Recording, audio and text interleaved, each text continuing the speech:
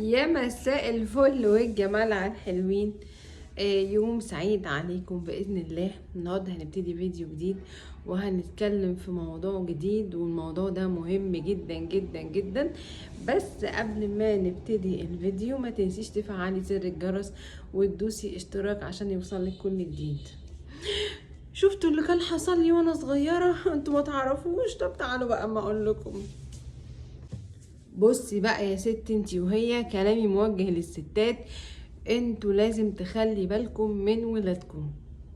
محدش يقف في الشارع تاني.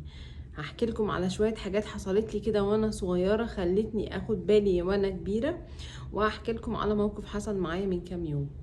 اول حاجة وانا صغيرة، على فكرة يا جماعة، مواضيع الخطف والاغتصاب والحاجات دي اصلا كانت موجودة زمان، لكن هي ما كانتش موجودة بكمية زي ما احنا بنشوف دلوقتي بقى في المدارس وفي الشوارع وفي كل مكان.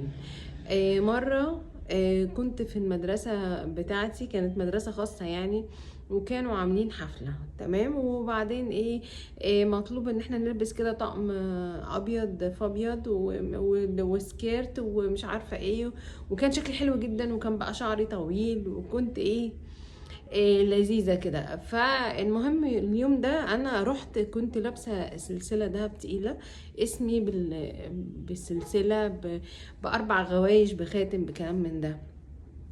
المهم أنا وانا صغيره كنت بنزل العب مع اصحابي في الشارع، بس هم اصحابي دول اهاليهم يعني عارفين بعض، وكان زمان في الشارع بقى ما كانش فيه اللي هو دلوقتي، ما كانش زمان ايامنا بنسمع الالفاظ البذيئه والاغاني اللي الشك الشك الشك والحاجات ديت. لا لا، ما كانش فيه الكلام ده، وكانوا اصحابي ناس راقيه وهاديه ومحترمين جدا يعني. المهم وانا واقفه، فمامتي ندهت عليا من البلكونه، قالت لي هاتيلي من الراجل ده لبن وزبادي، وانا واقفه بقى بالذهب والسكيرت والكولون والشوز وكلام من ده. ف المهم جبت لها، وبعدين نزلت السبت واديت للراجل الفلوس.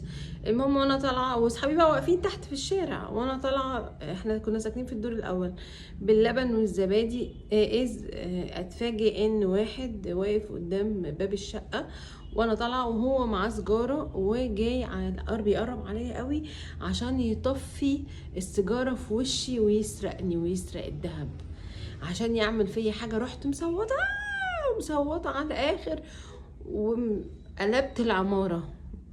فاهميني زي الكلام ده؟ كنت في رابعه او في خمسه ابتدائي يعني، كنت لسه صغيره.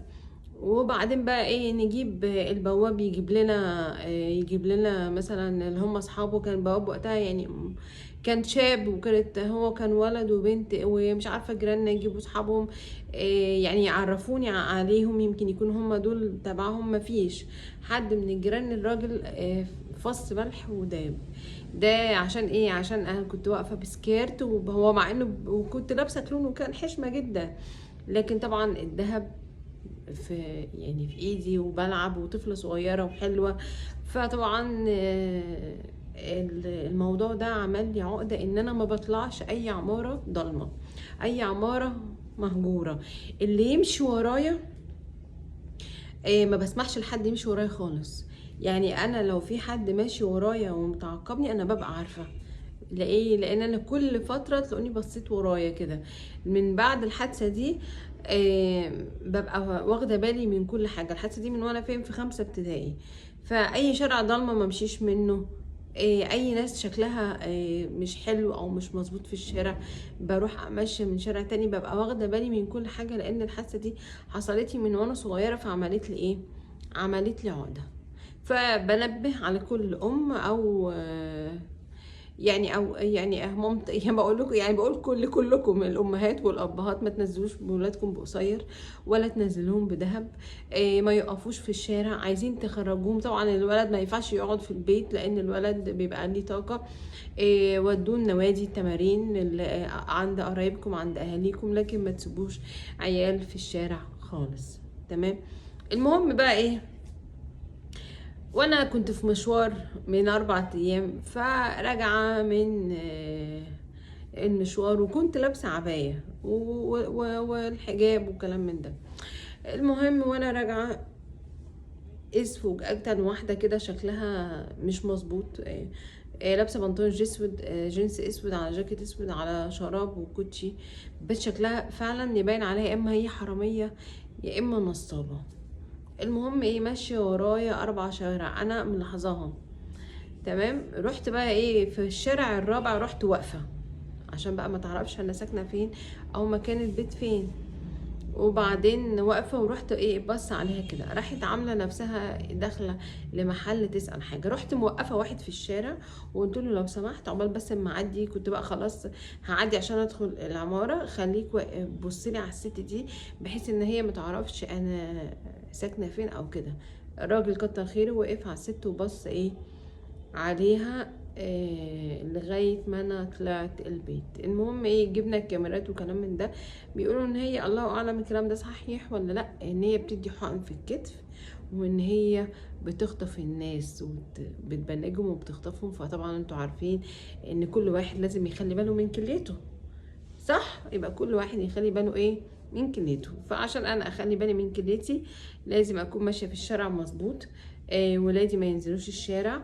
الولد اللي عندك ولد عايز يخرج هيخرج مع اصحابه مع قرايبه، لكن ما يقفش في الشارع خالص. تنبيه عليهم ما يتكلموش مع حد ما يعرفوهوش. ابنك مثلا بيصلي في الجامع، ما حدش يعزم عليه ببونبوني، ما حدش يعزم عليه بشيبسي، اي حاجه الاطفال بتحبها نبهوا على اولادكم. تمام. طبعا دلوقتي احنا في ايام كمان كورونا رجعت بقى، انا ايه 4 مرات جات لي كورونا 4 مرات. كورونا يا جماعة، خلي بالكم برضو من الكورونا. وكمان نخلي اي طفل عندك في البيت تعبان ما توديوش المدرسة علشان ما يتعديش. يبقى مش هنلبس ذهب، هنحافظ على ولادنا برجلنا على رجليهم، هنلبس كمامات، هنحافظ على نظافة ولادنا، الفيتامينات بتاعتنا بقى الحلوة دي، أكلاتنا ووصفاتنا الجميلة، معلقة العسل بالطحينة، العسل بالليمون، تمام، مية وليمون الصبح بعسل. كل الحاجات دي هنعملها مع ولادنا عشان احنا دلوقتي في زمن صعب وفي عز الأوبئة والأمراض.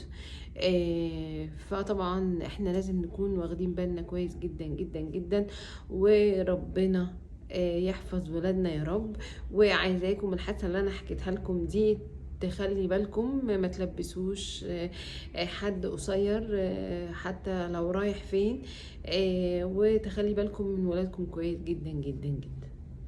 ماشي، يلا عايزين حاجة؟ باي باي.